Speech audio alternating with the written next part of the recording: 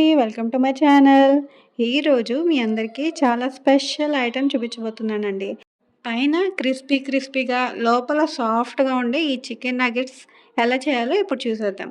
First అయితే చికెన్‌లో ఉప్పు, కారం, నిమ్మకాయ, గరం మసాలా అన్నీ కలిపి మ్యారినేట్ చేసుకోవాలండి. తర్వాత ఒక మిక్సీ జార్‌లో ఒక 3 బ్రెడ్ ముక్కలు తీసుకొని దాన్ని మిక్సీ చేసుకోవాలి. అలా చేసుకోవడం వల్ల మనకి బ్రెడ్ క్రమ్స్ అనేది రెడీ అయిపోతుంది.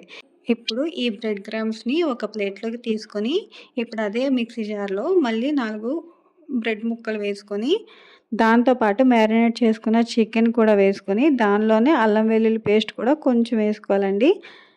వేసుకున్న తర్వాత వాటర్ ఎయకుండా దాన్ని మిక్సీ చేసుకోవాలండి. కొంచెం లేట్ అవుతుంది. కానీ వాటర్ ఎయకుండానే చేసుకుంటే మీకు బాగా వస్తుందనమాట. చూసారు కదా! ఈ పేస్ట్ అనేది ఇలా రెడీ అవుతుందండి. ఇందులో కొంచెం ఆయిల్ వేసుకొని మనం చేత్తోనే మనకు కావాల్సిన షేపుల్లో వాటిని రెడీ చేసుకోవాలండి. నగ్గెట్స్ లాగా. సో, ఇవి అయితే రెడీ అయిపోయాయి. ఇలాగా నాకైతే పావు కేజీ చికెన్‌కి ఇంతొచ్చిందండి. ఇప్పుడు 2 ఎగ్స్‌ని బీట్ చేసుకోవాలండి. అందులో కొంచెం సాల్ట్ కూడా వేసుకొని బీట్ చేసుకొని రెడీగా ఉంచుకోవాలి. అలాగే ఇంకొక ప్యాన్‌లో ఆయిల్ వేసుకొని దాన్ని డీప్ ఫ్రై చేసుకోవడానికి రెడీగా పెట్టుకోవాలండి. ఇప్పుడు ఆల్రెడీ రెడీగా పెట్టుకున్నాం కదండీ చికెన్ నగ్గెట్స్. వాటిని ఫస్ట్ ఎగ్స్‌లో డిప్ చేయాలండి. డిప్ చేసిన వాటిని బ్రెడ్ కోటింగ్ అనేది చాలా నీట్‌గా ఇవ్వాలి. బ్రెడ్ కోటింగ్ అనేది ఇచ్చిన తర్వాత వాటిని ఆయిల్‌లో వేసి డీప్ ఫ్రై చేసుకోవాలండి.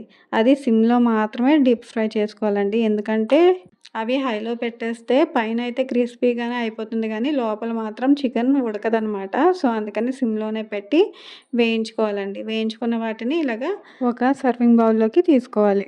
ఈ నగ్గెట్స్‌ని కెచప్‌లో ముంచుకొని తింటే చాలా అంటే చాలా బావుంటాయండి. పిల్లలైతే చాలా ఇష్టంగా తింటారు. మా పిల్లలకైతే చాలా ఇష్టమండి ఇలా చేసి పెడితే. ఇంకా కావాలని అంటారు. మీరు కూడా మీ పిల్లలకి ఒకసారి ట్రై చేయండి.